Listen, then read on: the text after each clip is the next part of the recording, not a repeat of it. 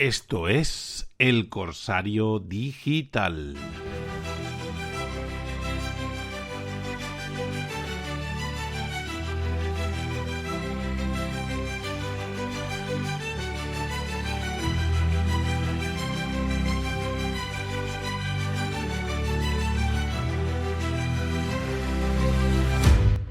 Es radio. Como no pueden contra mí, se han juntado uno más que os voy a presentar a continuación. Son 4, es un póker de abogados que tenemos fantásticos, que nos van a contar muchas cosas, pero realmente hoy le vamos a dar cierto valor a esa cuarta persona, ese cuarto hombre que nos ha llegado aquí, que yo conocí hace muchísimos años. Es decir, evidentemente yo me acuerdo de él no se acuerda de mí. Es decir, estaba en un acto en la Universidad de Alicante, y me acuerdo, me sorprendió porque eran los primeros actos que yo creo que asistía como director de la Escuela Politécnica Superior. Y entonces llegó el presidente de la Generalitat en aquel momento, y yo lo vi que después de unos discursos académicos un poco menos interesantes, llegó él y sin ningún papel en la mano, que me sorprendió bastante, empezó a hablar enlazando no solamente lo que previsiblemente podía haber tenido preparado, sino todos haciendo referencia a todo y todo lo que habían hablado estas personas justo antes de él. Y lo hizo, me gustó mucho. He de reconocer que le voté más de una ocasión a la persona que tengo aquí a mi derecha, que no es otro que el señor Francisco Camps, presidente de la Generalitat. Bienvenido a Alicante, don Francisco. Muchísimas gracias, encantado. Le vemos mucho por Alicante últimamente, ¿no? Vengo bastante, venía mucho y he seguido viniendo mucho durante estos años, y ahora sí, por alguna que otra circunstancia, fundamentalmente con esta nueva situación, después de la última absolución, pues mucho más, encontrándome con amigos extraordinarios en la ciudad y en la provincia de Alicante. O sea que nos alegra verle mucho por aquí. Viene más que Chimo Puig en 8 años, ¿no?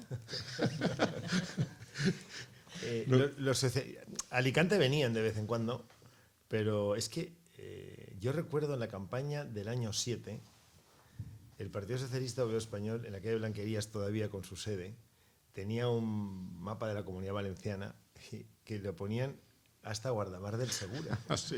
Y aparte, claro, imagínese usted en campaña electoral si le dimos juego a aquello, ¿no? O sea que tampoco sabían muy bien dónde está la provincia de Alicante, cuáles son los límites exactos, qué significa, cuál es su idiosincrasia, la zona valenciano parlante, la zona castellano parlante, la zona valenciano parlante que luego se convierte en parte castellano parlante, la zona castellano parlante que lo es de origen. No tienen mucha idea. No tienen mucha idea de muchas cosas, pero tampoco ni de geografía ni de historia. Bueno, lo que mucha gente no sabe de Francisco Camps es que usted ha ocupado una gran cantidad de puestos, tanto a nivel de gobierno estatal, delegado de gobierno, secretario de Estado, hasta en el Congreso de Diputados. Fue conseller de Educación también y finalmente presidente, y uno de los presidentes que mejores resultados obtuvo. Yo creo que no sé si alguien se ha superado sus resultados en la Comunidad Valenciana. No, los valencianos a quien más apoyo electoral le han dado durante la época autonómica ha sido al Partido Popular cuando yo era presidente. Sí, la verdad es que he de agradecerlo muchísimo, porque 3 mayorías absolutas ratifican mucho el trabajo, no solo mío, sino de todos mis compañeros de partido, que lo hacían extremadamente bien en todas partes. Teníamos alcaldes extraordinarios, teníamos diputados extraordinarios, miembros del gobierno, en fin, gente abnegadísima y entregadísima al proyecto colectivo de comunidad, y también el proyecto colectivo de hacer de sus ciudades lugares lo más agradables posible. De todos estos puestos que usted ha ocupado, más o menos puestos públicos, responsabilidades públicas, ¿guarda con especial recuerdo, evidentemente más allá del de presidente de la Comunidad Valenciana, alguno en particular? ¿Buen recuerdo o cariño especial? Guardo buen recuerdo de todos ellos. Posiblemente concejal de tráfico de Valencia, cuando tienes 28 años y de repente te encuentras con la enorme responsabilidad de suceder a los años de gobiernos socialistas con una alcaldesa como Rita al frente, pues es muy impactante, y aquello pues me ha marcado mucho. Aparte tuve la enorme suerte de hacer un montón de cosas, porque los túneles, el metro, el tranvía, los aparcamientos a borde de centro, la ordenación del tráfico, la semaforización, la sala de pantallas, la modificación de los autobuses de Valencia, el billete combinado, las nuevas cocheras, en fin, se hicieron en 4 años un montón de cosas. Y aquello marca mucho. Conseller de Educación y Cultura en la Comunidad Valenciana es muy importante. Presidente de las responsabilidades políticas de España más importante sea la de ser Conseller de Cultura y Educación en la Comunidad Valenciana, por muchos motivos. Primero, porque es la educación de 1 millón de jóvenes, niños y jóvenes en todo el territorio, colegios, institutos, formación profesional, universidades, y porque además la cultura valenciana, en fin, ¿qué le voy a decir yo? Me parece extraordinaria, riquísima, potentísima, incardinada perfectamente bien en la cultura española, Y bueno, pues durante aquel tiempo le dimos también toda la presencia, dignificación, personalidad, defensa de lo que es nuestra cultura como valencianos, alicantinos, castellonenses. Una pregunta, ya que usted ha hablado de su etapa de concejal del Ayuntamiento de Valencia. Las personas que, en mi caso, estudié y trabajé muchísimos años en Valencia y después volvimos años mucho más tarde, nos dimos cuenta de la gran transformación que hizo posiblemente si no la mejor alcaldesa que ha podido tener la ciudad, que fue doña Rita Barberá. ¿Cómo puede ser que una persona que ha hecho tanto por su ciudad y por su partido haya sido tan maltratada? Fíjese, vuelvo entre otras muchas cosas, nunca me he ido, pero vamos, vuelvo a la arena política, entre otras muchas cosas, en recuerdo de ella, en recuerdo de Rita Barberá. O sea, no tiene sentido. No es encajable humanamente el olvido al que está sometida una alcaldesa que lo fue durante un cuarto de siglo, votada constante y permanentemente por sus conciudadanos, que se entregó en cuerpo y alma a la ciudad y que la transformó. En algunos momentos siendo a veces un poco excesivo, pero no me importa porque la vida también tiene que tener estos excesos cuando uno habla de alguien, sobre todo de alguien que admiras tanto. Jaime I fundó el Reino de Valencia y el cónsul Juno fundó en el 138 a.C. la ciudad. Rita Barberá también forma parte de uno de los refundadores de la ciudad. ¿Por qué? Pues porque ella recoge una ciudad que es grande y la convierte en una gran ciudad. ¿Qué significa convertir una ciudad grande en una gran ciudad? Significa que todo el mundo en el territorio urbano considera de repente que es un lugar diferente, que tiene una personalidad acusada, que es un foco de modernidad. La gente está a gusto por vivir allí, la gente trae a la gente allí, la gente que va admira lo que hay, cambia la mentalidad de los ciudadanos, cambia la percepción de los de fuera. En fin, la refundación de lo psicológico desde el punto de vista colectivo seguramente es lo más complejo que puede haber, porque al final uno puede hacer edificios y puede hacer avenidas, pero cambiar la mentalidad de la gente, decir, Dios mío, esta ciudad es una gran ciudad, es muy potente, ocurren cosas interesantes, pues me parece que tiene un valor histórico de primera magnitud y desgraciadamente, pues como usted dice, no reconocido. Y yo tengo un empeño serio, que esto se reconozca. Y no solo por ella, que desde luego, sino también por los valencianos. Porque es muy importante que la gente reconozca las cosas buenas que ocurren en tu ciudad, o ocurren en tu comunidad, o ocurren en tu país. Si no lo reconoces, pierdes potencia como persona y pierdes potencia como proyecto colectivo. Entonces, y insisto en ese apartado, ¿cómo es posible? Porque yo estoy totalmente de acuerdo con usted, insisto, es decir, sobre todo a veces las personas que viven en Valencia no se han dado cuenta de esa transformación. Las personas que estuvimos unos años y volvimos más tarde, y ahora mismo lo que vemos Valencia es con envidia. Desde Alicante se ve con muchísima envidia. Siempre decimos que toda la pasta los alicantinos le van para allá, también de verdad. No es cierto, pero porque cuando fui presidente de la Generalitat aquí se hicieron cosas extraordinarias, coincidí con dos muy buenos alcaldes, con Luis y con Sonia, que hicieron también cosas muy buenas, le dieron el cambio a la mentalidad de la ciudad, cosieron muchos barrios que estaban apartados unos de otros, mejoraron los accesos a la ciudad, se puso en marcha el metro, la comunicación del área metropolitana, se convirtió en una ciudad diferente, abierta al mar, ya lo era, porque Alicante, a diferencia de Valencia, por cierto, y a diferencia de Castellón, tiene la enorme suerte de vivir pegado al mar y vivir muy directamente la vida del mar, pero se cambiaron muchísimas cosas, con eventos, con proyectos, con instalaciones de primera magnitud, en fin, no es así, yo creo que al revés. Se hicieron cosas muy, muy interesantes. Sí, sobre todo por su consejero García Antón, que era profesor de nuestra Escuela Politécnica de la Universidad de Alicante, una profesora, y que ha dejado unas... De hecho, el tram es una de las cosas que quizá más ha cambiado en este sentido la ciudad de... Por supuesto, el metro.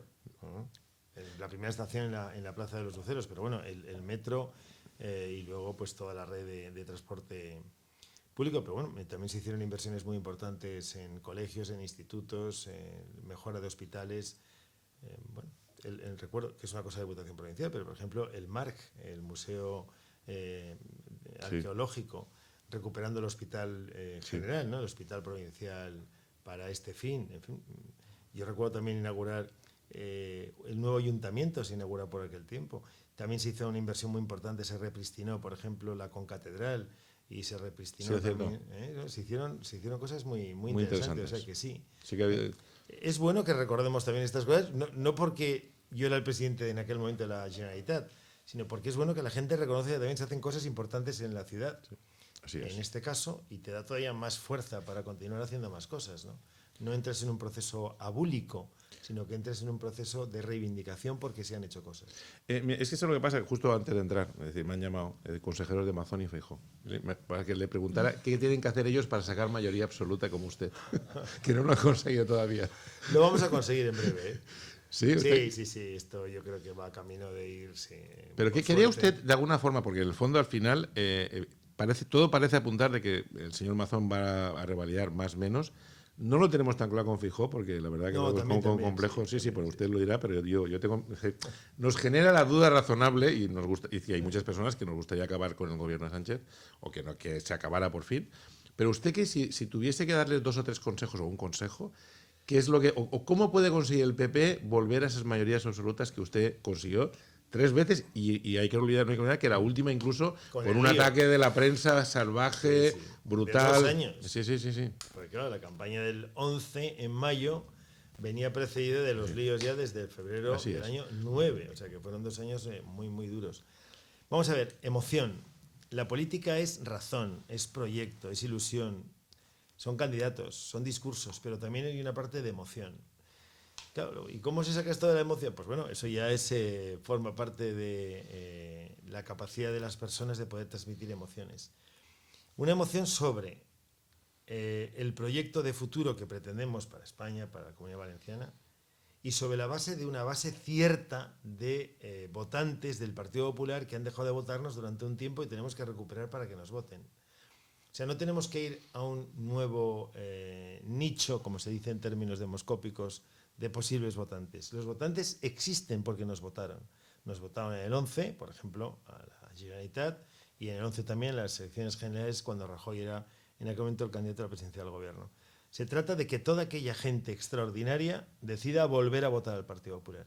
¿Y cómo tenemos que hacer? Confianza, discurso, proyectos, seriedad, etcétera, todo lo que ya ocurre, pero además emoción. Hay que transmitirle a la gente que es necesario emotivamente apostar por un proyecto político que permita ganar por mayoría absoluta y poner en marcha cosas nuevas e interesantes, y cuanto antes que la parte esta de la pesadilla tremenda que estamos viendo con el gobierno de España desaparezca. Una pregunta, dentro de esa línea de confianza y emoción, es decir, por ejemplo, yo creo que mi teoría que defiendo yo es que el votante de derechas es más exigente que el votante de izquierdas. Es decir, a nosotros nos duele más los errores de la derecha que los de izquierda lo suyo, o las mentiras, ¿no? Por ejemplo, este último error que cometieron el equipo de Feijóo en el Congreso de votar que sí a la liberación o la pre-liberación de terroristas etarras sanguinarios, entre ellos Chapote, ¿usted hubiese sido tan laxo con las personas que cometieron el error? Vamos a ver, no sé exactamente la circunstancia sobre la que se produjo esta cuestión. No lo sé, no tengo ni idea. Si tuviese alguna clave le podría contestar, no lo sé. Bueno, en cualquier caso, además de la circunstancia en concreto, no olvidemos que quien miente o esconde algo tan gordo y tan brutal es el propio presidente del gobierno. O sea, es que uno no puede llegar a creerse que el presidente del gobierno sea un trilero de semejante fuste. Claro, ya. Desde luego, es verdad que nos sorprendamos, pero bueno, porque somos buena gente. Mira, puedes creerte que cada día este trilero te ponga encima de la mesa una nueva cosa para intentar engañarte, cambiar el curso de los acontecimientos, cambiar el discurso, plantear nuevas cosas. Es que no puedes llegar a creértelo. Es que es de no creérselo quién tenemos al frente del gobierno de España. Es que es de no creérselo, que esté negociando con los filoetarras, con los golpistas, que indulte, que amnistíe, que ponga el Tribunal Constitucional y lo asalte a sus amigotes, que ponga el Banco de España a sus amigotes, que tome al asalto ayer o anteayer la televisión española, la Radio Nacional, que es la televisión y radio públicas. No, es que es todos los días que el fiscal general del Estado es como, no sé, no hay calificativo alguno para que quien tiene que perseguir como jefe de los fiscales el delito esté imputado por un hipotético delito y siga siendo el fiscal general del Estado. Es impresionante, porque ¿con qué credibilidad creemos al Tribunal Constitucional? Con ninguna. ¿Con qué credibilidad creemos los parámetros económicos de presente y futuro que analiza el Banco de España? Con ninguno. ¿Con qué credibilidad podemos creer que la Fiscalía está actuando con honradez, con imparcialidad? con ninguna, porque sabemos que es el fiscal general del Estado. Por tanto, eso es lo que ocurre todos los días. Y al final dices, ¿pero cómo es posible? Pues es posible. O sea, cada día se mejora en el empeoramiento, pero cada día se mejora la acción de esta gente. Todos los días es una novedad. Lo que está pasando ahora con los impuestos a las energéticas, escandaloso en el País Vasco para tener los votos de... Es impresionante. Y no pasa nada. Destruyendo la nación, destruyendo la economía, destruyendo las expectativas colectivas. Sí, pero por eso yo insisto, es decir, que evidentemente hay gente, es decir, si te engañan una vez, la culpa es del otro, si te engañan 2 veces, la culpa ya es tuya, uno. Y 2, que evidentemente el votante, yo insisto, y me sabe mal que mucha gente se enfada. Pero es bueno colocar donde desgraciadamente tenemos. Pero si te engañan 2 veces, si yo te engaño 2 veces, Paco, al final entiendes que... No, pero de ese calado no lo ha habido. Bueno, yo creo que ya de Pedro Sánchez yo creo que nos podemos esperar cualquier. Eso es una ley que viene como consecuencia de una transposición a la directiva europea, que viene como consecuencia de circunstancias que tienen que ponerse en marcha para los procedimientos, etcétera. Tal. Bueno, vamos a ver, ¿quién se puede creer que está pero el tienes gobierno que de tener, España? o sea, yo lo que te digo es que cualquier presidente, y usted lo tenía, a mí me encantaría que el señor Feijóo tuviese a los mejores. Sí, seguro que tiene a los mejores. Pues yo creo que no. Bueno. Yo dudo, me refiero... Fíjese, no solo fue el PP, fue todo el Parlamento, todo el Congreso de los Diputados. Bueno, pero el PP y Vox son los únicos, me refiero. Ya, pero el PP... No, pero es que ni el resto. Sí. Es que ni el resto lo sabía tampoco. Bueno, pues entonces me preocupa por la clase política. A mí me preocupa porque tú tienes que creer. O sea, tú tienes que tener una suerte de confianza en quien te gobierna, aunque sepas que está gobernando como lo está haciendo para cosas que son clave y son, digamos, de una enorme sensibilidad desde el punto de vista político y en este caso desde el punto de vista de lo que es la historia del terrorismo en nuestro país, que no es ninguna cuestión de otro tono que no un tono gordo y terrible y brutal. Pero es que no puedes llegar a creerte. O sea, es que una ley pase los filtros de las ponencias, de los letrados... Bueno, es que creo que pasó de urgencia y algunos filtros... Llevando una carga de estas características, me parece brutal. Que además, fíjese, como todo el mundo sabe, esa ley habría salido adelante sin necesidad de la oposición. Pero yo lo que quiero, o lo que mucha gente queremos, es ver, por ejemplo, es decir, un partido popular o un Vox o cualquier posible oposición al señor Sánchez, que sean gente hábil, espabilado, que tengamos a los mejores, porque sin los mejores no se puede ganar. Desde luego, yo creo que tenemos a los mejores. Pues estamos hablando de una escala... Le digo entonces una pregunta, señor Camps. ¿Por qué? Es decir, usted ha ganado 3 mayorías absolutas. Y ha quedado absuelto de todos y cada uno de los cargos. La señora Sonia Castedo, la alcaldesa de Alicante, que obtuvo mejor resultado en la ciudad de Alicante, según dijo en una entrevista precisamente, creo que ayer o anteayer en la UMH, que le van a pedir que se afilie, que se vuelva a afiliar por Internet. O sea, vamos a ver, un partido que maltrata a sus referentes de la forma, sin contar ya lo de la señora Rita Barberá, que todo el mundo conocimos su triste fin, y que incluso los diputados del PP votaron en contra de ella, votaron para reprobarla. Un partido y en el otro lado vemos al peor presidente, hasta la llegada de Sánchez, de la historia de España, que ha quedado Fernando VII como Adenauer, que es Zapatero, de alguna forma como líder ahora espiritual del partido. En cambio, el Partido Popular, gente referente, que ha obtenido grandes resultados, que podría volver a unir la derecha, como es su caso, que de alguna forma... No sé si los esconden, pero no los ponen en valor. Eso es lo que a mí no me preocupa. Un partido que no pone en valor sus referentes, no sé hasta qué punto te puedes confiar de él.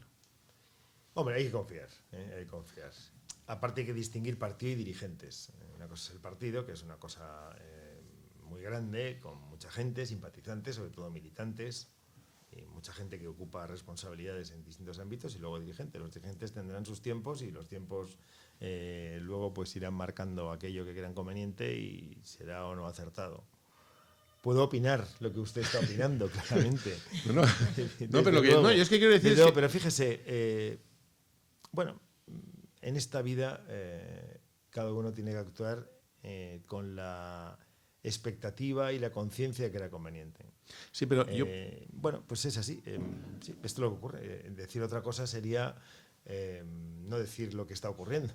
Es absurdo. Sí, pero por ejemplo... ir por otro campo. Pero no lo sé. Es una cuestión que, en todo caso, deben contestar aquellos que creo que podrían hacer algo diferente. No digo otra cosa, sino algo matizadamente diferente que fuese poco diferente. Sí, pero bueno. Pero que me refiero que usted ya ha sido absuelto de todos sus cargos. Sí.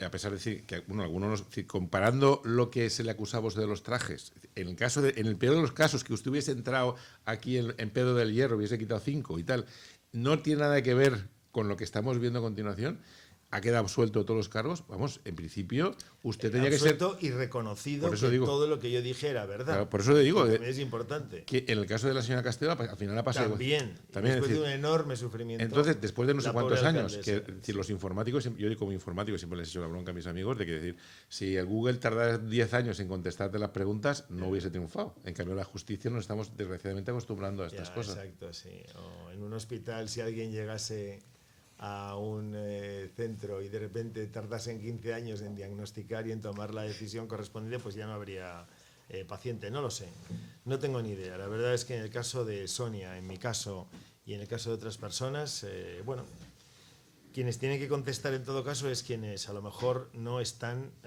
digamos, tomando las decisiones que yo creo la inmensa mayoría de la gente espera que tomen, que es otra cosa bastante curiosa, ¿no? Porque no solo es usted ahora, es un montón de gente la que dice, pero vamos a ver, ¿cuándo habrá se dará un paso evidente de reconocimiento del esfuerzo de tantas personas como tú, que durante todos estos años han tenido esta tremenda circunstancia y después de haber hecho cosas interesantes, ¿cuándo los dirigentes del partido dan ese paso? Bueno, es una cuestión que tienen que decidir los dirigentes. Yo, desde luego, no voy a cejar el empeño de continuar haciendo y diciendo cosas, porque creo que, igual que la alcaldesa Castedo, igual que tantas otras personas, por edad, por capacidad, por experiencia, por ilusión, por vocación, por compromiso, creo que tenemos todavía muchísimas cosas que seguir ofreciendo al partido y, por lo tanto, a nuestros conciudadanos ahí donde estemos. Y lo que comentaba al principio, ya no solo cosas de futuro, que es muy importante, yo miro al futuro, sino que es bueno recuperar todo aquello bueno que se hizo, claro, porque le da a los ciudadanos de Alicante o de Valencia, de la Comunidad de España, les da una perspectiva de lo bueno que se ha llegado a hacer en el ámbito de tu ciudad y por lo tanto te da potencia para pensar que puedes dar otro salto hacia adelante, que no partes de cero, sino que partes de cosas muy interesantes. Y en segundo lugar, porque los políticos de un partido que tenemos tantos años ya de trabajo al servicio de la gente, tenemos que poner encima de la mesa el recuerdo como patrimonio. El patrimonio del partido también es el punto de apoyo para mirar hacia el futuro, ¿no? Y ese patrimonio no se puede esconder. Es absurdo. Ni maltratar. Ni porque maltratar. muchas veces no solamente se esconde, sino que en ocasiones da la sensación que se maltrata. Y cuando hablo de patrimonio, hablo de todo tipo de patrimonio. El físico, el de infraestructura, el de equipamientos y también las decisiones, los proyectos, los discursos que hicieron y hacen grande a nuestro proyecto político. No tiene ningún sentido. Yo, desde luego, no lo hice. Cuando fui presidente de la Generalitat, recogí todo el patrimonio del Partido Popular de los años anteriores, lo puse en valor y fui culminando y contando que eso venía de aquí y aquello venía de allá. Pues, por ejemplo, la Ciudad de la Luz. Vine a inaugurarla. Todo feliz. Lo había puesto en marcha el gobierno inmediatamente anterior del Partido Popular, pero lo hice mío porque era del Partido Popular, ¿no? Pues la Ciudad de la Luz. Y cualquier otro proyecto, hablo de la Ciudad de la Luz porque es un proyecto así muy, muy relevante y muy potente, ¿no? Pero bueno, pues así, yo creo que... Pero yo digo, bueno, en algún momento seguro que ocurrirá. Pero yo insisto, y desde el punto de vista de que soy de las personas que me encantaría que fuera así. Es decir, si no se recupera el patrimonio antiguo y se minusvalora el patrimonio actual, como puede ser la señora Ayuso, que ponen en duda, el portavoz del Partido Popular, pone en duda que él hubiese ido a reunirse con Sánchez. Y ¿cómo un portavoz, un mindundi de portavoz, con cariño, nuestro amigo Borja, que le damos mucha caña aquí en nuestro programa, puede poner en duda la decisión de otro de los grandes valores actuales a día de hoy del Partido Popular? ¿Cómo es posible? Fíjese, y perdone, patrimonio antiguo que es lo más moderno que existe hoy en Alicante o en la Comunidad Valenciana. O sea, todo lo que se hizo en nuestra época es lo último que se hizo en la comunidad o en la ciudad de Alicante. Ya no se hizo nada más. ¿Qué es lo más moderno de la ciudad de Alicante? Lo que terminó haciendo Sonia Castelo. Así es. ¿Qué es lo más moderno que hay en la Comunidad Valenciana? Pues aquello que se hicieron los gobiernos que yo presidía, porque en la época socialista no se ha hecho absolutamente nada.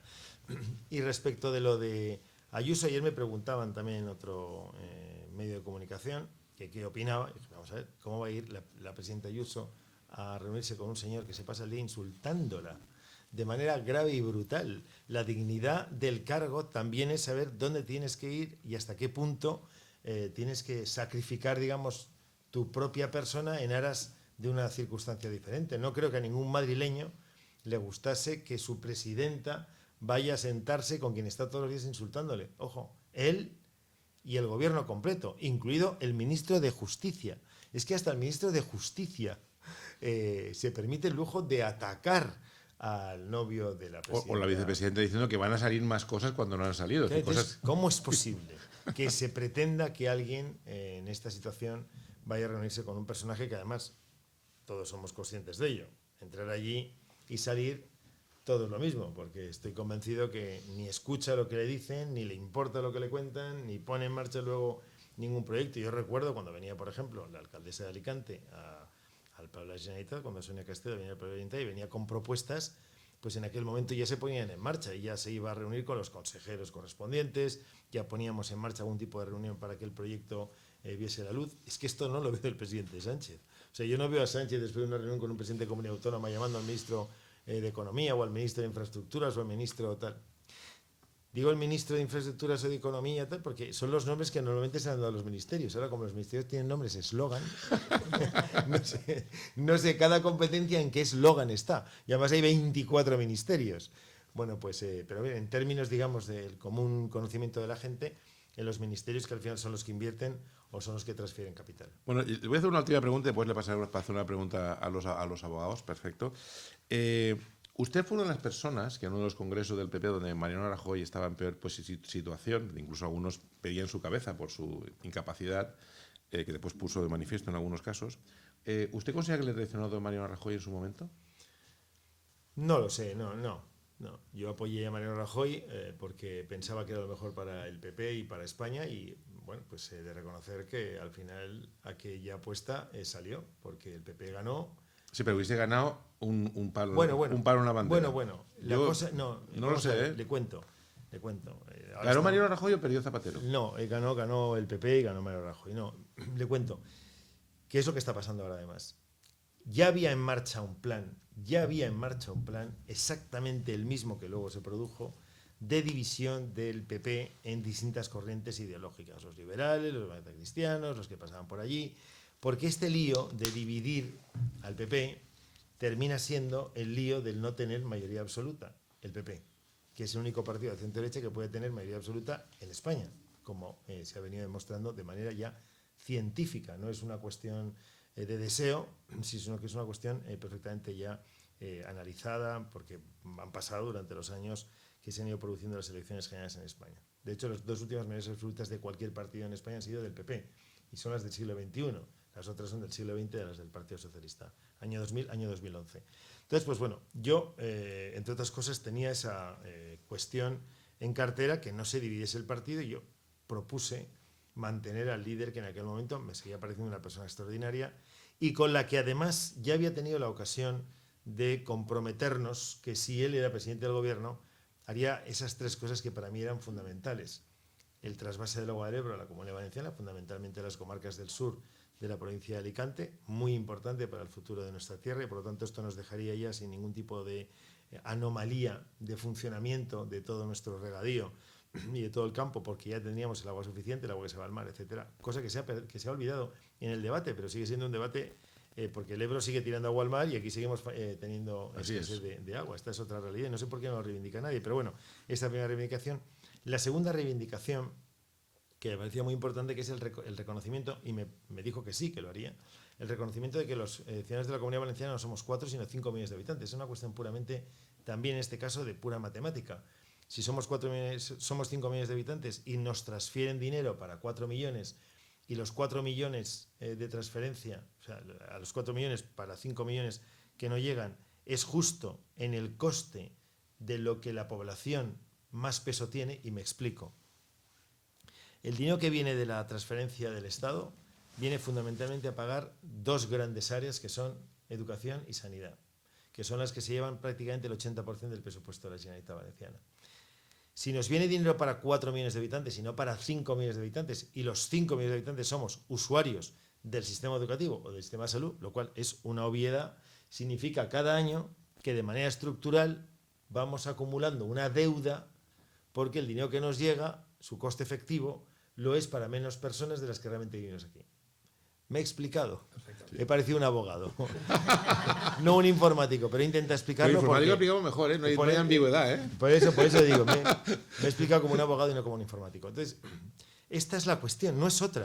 O sea, nosotros lo que tenemos que intentar es que se nos reconozca 5 millones de habitantes. Punto. Si es que no hay más. Porque es una cuestión de mera matemática.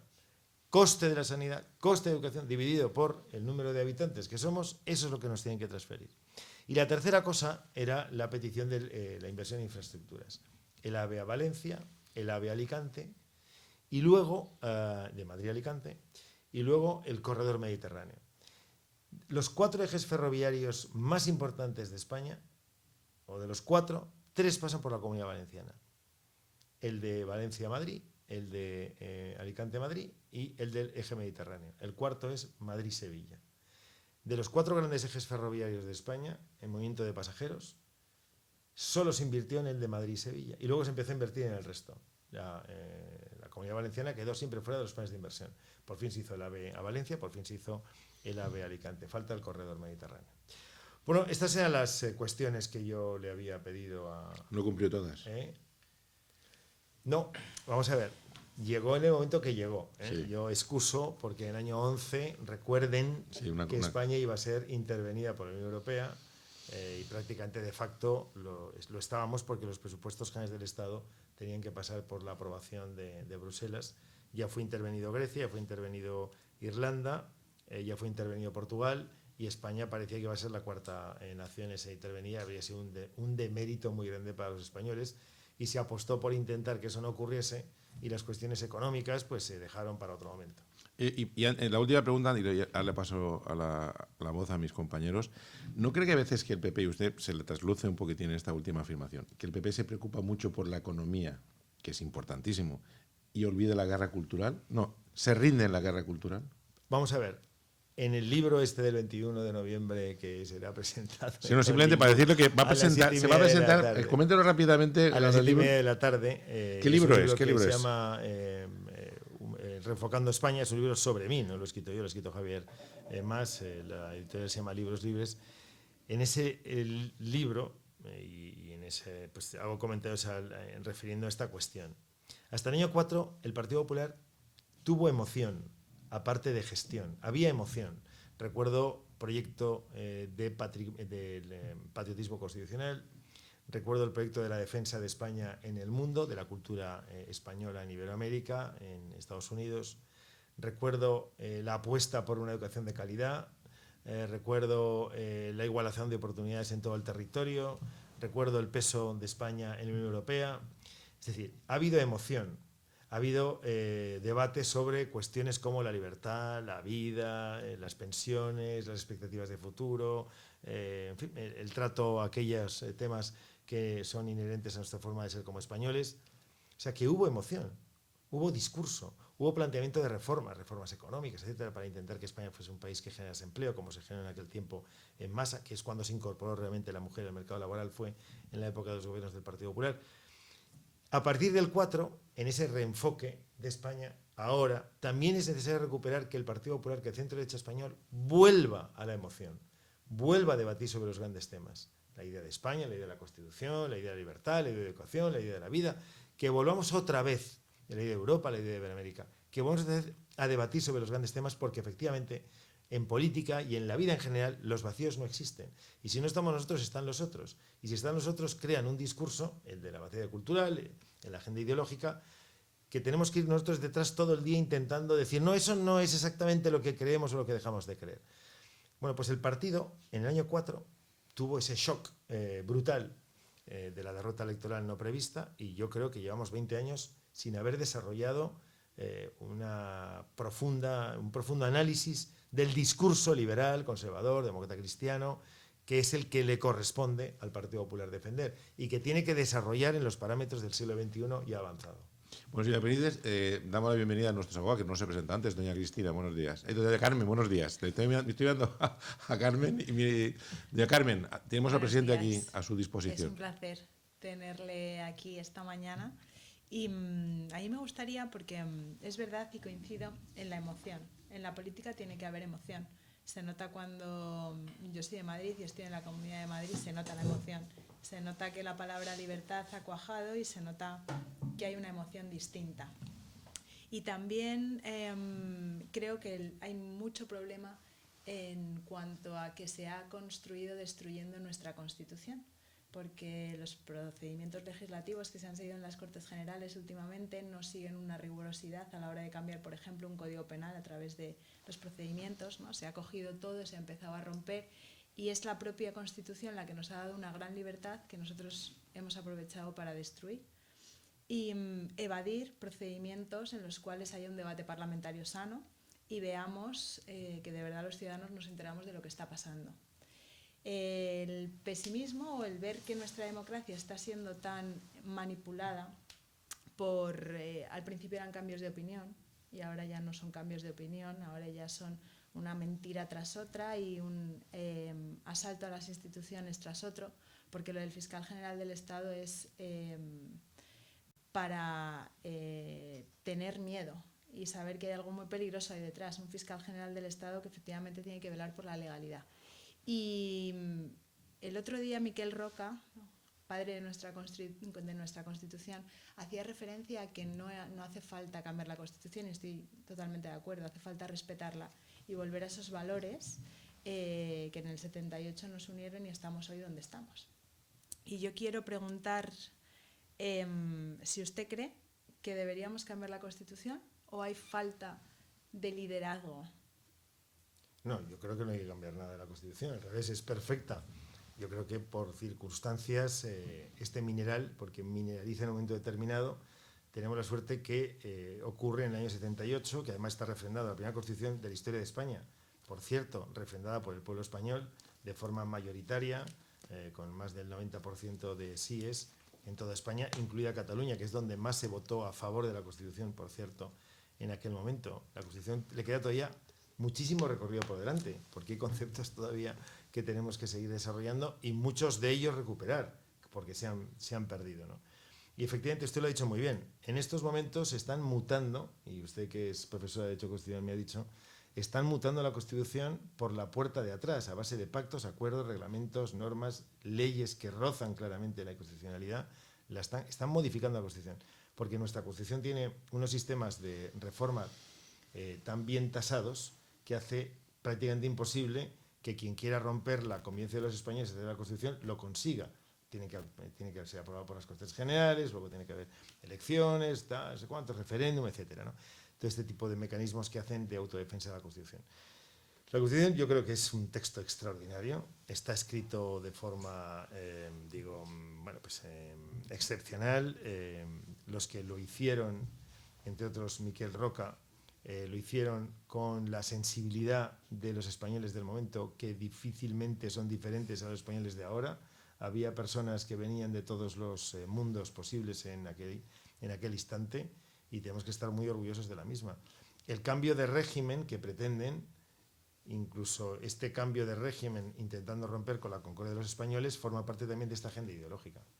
Bueno, y lo dice de alguna forma con fundamento, porque usted también es profesor de Derecho Constitucional. Sí. Cristina, su turno. Buenos días, bienvenida. Buenos días, encantada de estar aquí y encantada con la compañía.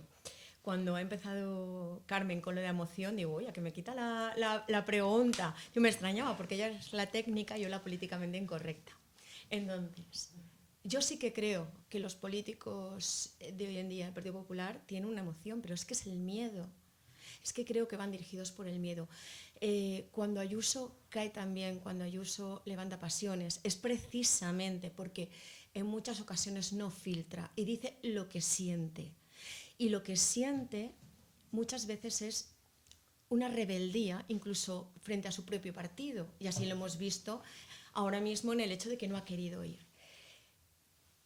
Las redes sociales, para el Partido Popular, no está en la base, no está en el top de las prioridades y debería estarlo porque hoy en día es lo que lo mueve todo y es lo que mueve la emoción de la gente normal. Es decir, nosotros estamos en un mundo, nosotros a lo mejor como participantes en una tertulia ustedes como políticos están en un mundo en el que todo el mundo sabe de política, pero en la calle no. En la calle notan si la prensa está más, si están los alimentos más caros, más baratos, pero van a leer a Twitter, a X y te dicen, no, esto está caro porque lo hace el dueño de Mercadona. Y se lo creen. Entonces, dos cosas. No habría que buscar personas valientes y ponerlas en primera fila y no gente que a fecha de hoy es muy tibia, muy preparada, y yo creo que el político de derecha está muy preparado. Es más, yo creo que Vox, todo el éxito que tiene Vox en una estructura que es bastante caótica es precisamente porque no filtran. Y creo que debemos buscar políticos intermedios entre no filtro, pero voy a llevar cuidado. Mi pregunta es, ¿ese puede ser usted? Y mi otra pregunta, ¿le vamos a dar a las redes sociales a nivel de partido la prioridad que se merecen? Porque al final tenemos que salir de nuestra zona de confort, que es en la que nos estamos moviendo, y darnos cuenta que el ciudadano medio no se informa en los periódicos, no se informa en la radio, y lo que ve es X o Twitter o Instagram o TikTok. Sí, las redes sociales son una presencia ya no cotidiana, sino que es una presencia abrumadora en la información. Recuerdo cuando en la primavera árabe, un almuerzo con José María Aznar, ya es presidente del gobierno y yo presidente de la Generalitat, un almuerzo en Bancaja, en Valencia, y él ya nos dijo, que me sorprendió mucho, ¿no?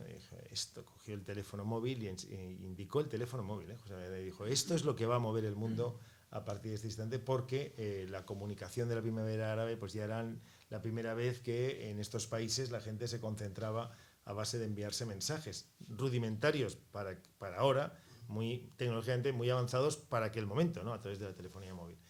Sí, tenemos que estar en todas partes, claro, en las redes sociales, porque es la comunicación permanente, y en los periódicos y en las radios convencionales y en cualquier sitio. El partido tiene que estar explicando en todas partes todo aquello que cree que es importante explicarlo, razonarlo, conectarlo.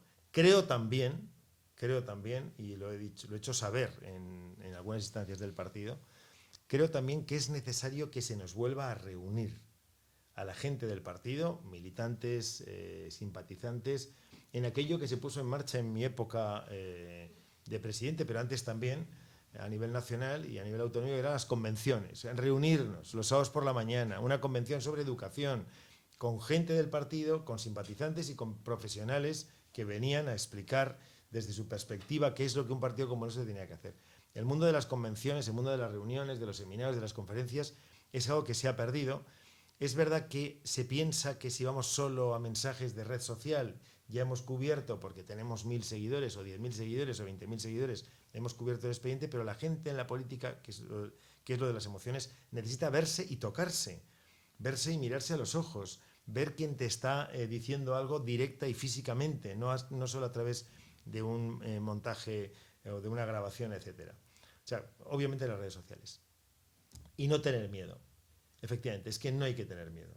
Yo creo que he superado estos años, igual que la alcaldesa Sonia Castedo, igual que otros compañeros nuestros. Ha sido muy doloroso, pero por un lado, el convencimiento de que lo que se decía de nosotros no era cierto. Y por otro lado, la necesidad de tirar hacia adelante nos hace superar el miedo. El miedo hay que conocerlo, pero para superarlo. ¿Dónde está el problema? Para intentar no encasquillarte, no encallarte en él, pero tirar por encima. En el 82, yo tengo ya unos años, en el 82 hizo una visita extraordinaria, impactante para todos los españoles. Un viaje, fue la primera vez que venía un papa a España y lo hizo pues, durante semana y media, recorrió todo el país. Fue una cosa tremenda, aquello, increíble, inolvidable, Juan Pablo II. Y yo recuerdo que con una reunión en el Santiago Bernabéu con 100.000 jóvenes, de repente, en un castellano con acento polaco, dijo: no tengáis miedo. Claro, yo soy de esa generación, de la generación en la que el Papa nos dice: no tengáis miedo, defended aquello en lo que creéis sin ningún tipo de miedo, de complejo, ir hacia adelante, buscar lo mejor para todos. Bueno, pues obviamente, esa frase se me viene a la cabeza con mucha frecuencia porque no tengáis miedo es un principio fundamental para poder actuar en algo que sea público, en lo personal también, pero en lo público fundamentalmente y en la política de manera esencial.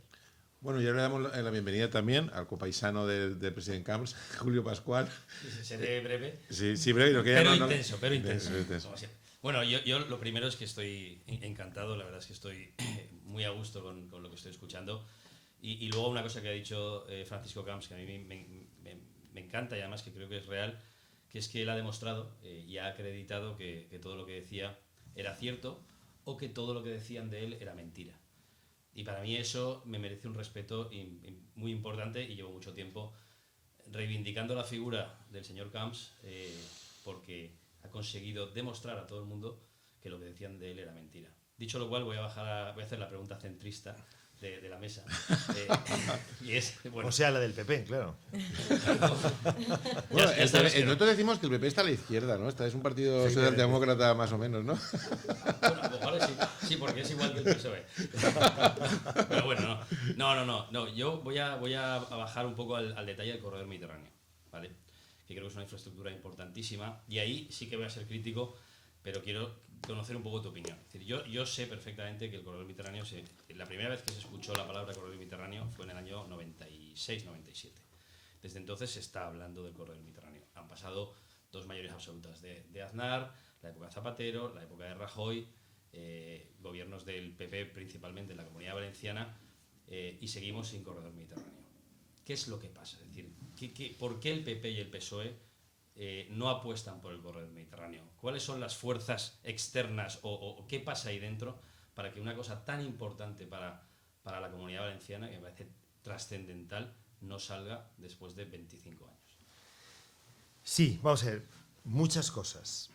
Hay corredores sur-norte que también están encima de la mesa y me imagino que también harán lo imposible porque no se apueste por el nuestro y se apueste por otro, no se apueste por ninguno. Esto desgraciadamente puede que esté ocurriendo, porque todos sabemos que hay corredores centrales que pasarían por la capital de España y que llegarían luego a los Pirineos y que cruzarían los Pirineos por el punto que donde corresponda. Entonces, esta es una cuestión de debate nacional de primera magnitud. La pena es que, como no se habla nunca de España, de esto se podría hablar claramente, ¿no? Pues vamos a hablar de las cosas de España y al final optar por uno o por otro. Desde luego el corredor mediterráneo está muy por encima de cualquier otro tipo de expectativa. Por ejemplo, la A7, luego llamada AP7 y luego no sé cómo se le llama porque ya no tiene peaje, fue la primera autopista de España porque los que tenían que darle dinero al Estado de aquel momento le dijeron que les daban dinero para una autopista, pero siempre que fuese por el corredor mediterráneo, que es donde la vía Augusta, los romanos ya colocaron el camino de mercancías y de personas y donde se ha ido desarrollando claramente la economía de nuestro país y donde está la mayor concentración de riqueza y de población. Entonces, la cuestión económica y la cuestión de otros lugares que pretenden también lo mismo. Voy a contar una anécdota que está en el libro, una anécdota que me ha pasado a mí. 8 de enero del año 2004. Soy invitado por los compañeros míos del Partido Popular del País Vasco a una fiesta posnavideña a la que acudía tradicionalmente Aznar, presidente del partido, en ese momento presidente del gobierno todavía, estamos hablando de enero del año 8. Entonces me llaman por teléfono y dicen, mira, va a haber un vuelo privado del partido, sale desde Torrejón de Ardoz, si quieres ir con el presidente, digo, pues claro, yo era el presidente de la Generalitat, digo, presidente del gobierno, presidente de Aznar, allá me voy a Torrejón de Ardoz, me subo en el avión y nos vamos hacia San Sebastián. El vuelo, pues seriedad, en aquel momento todavía había mucho lío en el País Vasco, llegamos allí, llegamos a la cena y a la vuelta de la cena volvemos a Madrid en ese avión y Aznar me dice, Paco, entonces me pongo a su lado, se estaba viendo una copa de Ribera, que lo pongo también en el libro, estaba en el avión también Ana Botella, también venía Jaime Mayor Oreja y me dice, oye, ¿tú te has visto con Maragall? Y digo, pues no, todavía no me he visto con Maragall. Maragall acaba de ser presidente de la Generalitat en ese momento, por lo tanto, ese momento en el que son el presidente del gobierno, Maragall presidente de la Generalitat, yo también presidente de la Generalitat. ¿Has visto a Maragall? Pues no, todavía no me he visto con Maragall. Y es que vino el otro día a la típica audiencia a la Moncloa de los presidentes recién elegidos autonómicos para hacer el cotejo de las cuestiones que están en cartera para poner en marcha. El empeño de Maragall era que no se hiciera la conexión de alta velocidad Madrid-Valencia. ¿Cómo? Dice, sí. Yo también me quedé muy sorprendido. Entonces me explicó que desde la perspectiva de Barcelona, lo que interesa es una España en red y no radial. Sabéis que radial significa que desde Madrid salen como las ruedas, salen hacia los puntos de toda la península, y habla de la España en red. Y que por lo tanto, lo que realmente es interesante es que hay una conexión Madrid-Barcelona y que Valencia tenga una conexión con Barcelona. Y así Barcelona se convierte en el gran nodo nororiental, en este caso, de la península ibérica. Claro. El presidente dice, no, lo tengo clarísimo que no. Pero para que sepas, digo, entonces empieza a contar la historia de la Comunidad Valenciana en su relación con otro tipo de intereses diferentes a los nuestros. Por ejemplo, la autovía Valencia-Madrid no se construye hasta luego de mucho esfuerzo, con gobiernos del PP, por cierto, porque ha pasado lo que ha pasado y todo el mundo sabía que iba a pasar. El puerto de Valencia se ha convertido en el principal puerto del Mediterráneo porque todo el import-export de Madrid pasa por el puerto de Valencia y por lo tanto esa conexión, 350 kilómetros y no 620 kilómetros, hace mucho más factible esta comunicación. Con esto digo que además de otros corredores que puedan tener otra serie de expectativas en otras partes de España, legítimas las de ellos, legítimas las nuestras, además de la infraestructura que tiene un coste determinado, pero bueno, al final la infraestructura es importante ponerse en marcha porque luego tiene una rentabilidad extraordinaria, porque son inversiones productivas, puede haber también cuestiones políticas que paralicen el que al final la Comunidad Valenciana tenga su comunicación con Francia, que por cierto no olvidemos, Barcelona tiene, porque todo esto uno se puede subir en Barcelona en la estación de Sants y aparecer en la estación correspondiente de tren de París en un tren de alta velocidad. Bueno, pues ya estamos acabando porque nos queda ya muy poco tiempo. Es decir, voy a hacer un par de preguntas, ya que usted ha comentado, y lo ha comentado antes también, el famoso impuesto a las eléctricas en el País Vasco y tal. ¿Algún día cree que veremos al Partido Popular diciendo que ni cupo catalán ni cupo vasco? Bueno, el cupo vasco es constitucional. Bueno, pero hay cosas de la Constitución que se han cambiado también. No, pero el cupo vasco... vamos a ver. Bueno, o No, la pero- forma de pero- calcularlo, pero no sé. pero- es decir, pero que bien, tenemos la sensación de que es una tomadura de pelo. No, desde luego la forma de calcularlo sí que le puedo asegurar que es un escándalo. Pero en cualquier caso, el cupo vasco es un compromiso constitucional. Que es una de las cosas que yo muchas veces también digo en clase de Derecho Constitucional o en debates políticos. No podemos modificar un trocito de aquí que me interese y no todo. O sea, si ponemos en cuestión la Constitución, ponemos todo en cuestión. Porque hay gente que a lo mejor no le gusta el modelo de Estado de las autonomías. Porque quiere una España federal o porque quiere una España sin autonomías. Claro, porque hay gustos para todo. Yo creo en la España de las autonomías, pero a lo mejor dice, no, por ejemplo, el tema del cupo, o por ejemplo otro tipo de cosas que está en la Constitución. La Constitución es un juego de equilibrios extraordinario que da como producto este gran proyecto político que es nuestra Carta Magna. Entonces, por ejemplo, si entramos a una cuestión, que es lo que hay que decirle a aquellos que quieren modificarla, es si empezamos de cero y lo ponemos todo en cuestión. No vamos a poner solo en cuestión una parte que te interesa ahora poner en cuestión, ¿no? La Constitución es una labor de renuncias y de propuestas muy interesante. Por eso, el cupo catalán es otra cosa. No al cupo catalán, obviamente. O sea, no puede ser. No puede ser porque el resto de las comunidades autónomas tenemos un modelo de financiación, un modelo en común. Y porque además hay una cuestión que parece mentira a los socialistas de hoy en día, cómo actúan con esta circunstancia bastante paradójica. Si es Cataluña la que cobra a sus ciudadanos para luego darle al resto de España aquello que corresponda, está desigualando al ciudadano de Cataluña respecto al ciudadano de Extremadura o al ciudadano de Valencia o al ciudadano de Canarias. Está rompiendo la base de la igualdad de todos los españoles, porque Cataluña no recauda el dinero de Cataluña, recauda el dinero de las sociedades y las personas que en ese momento viven en Cataluña. No es de Cataluña, no es un concepto territorial, ni estatal, ni federal.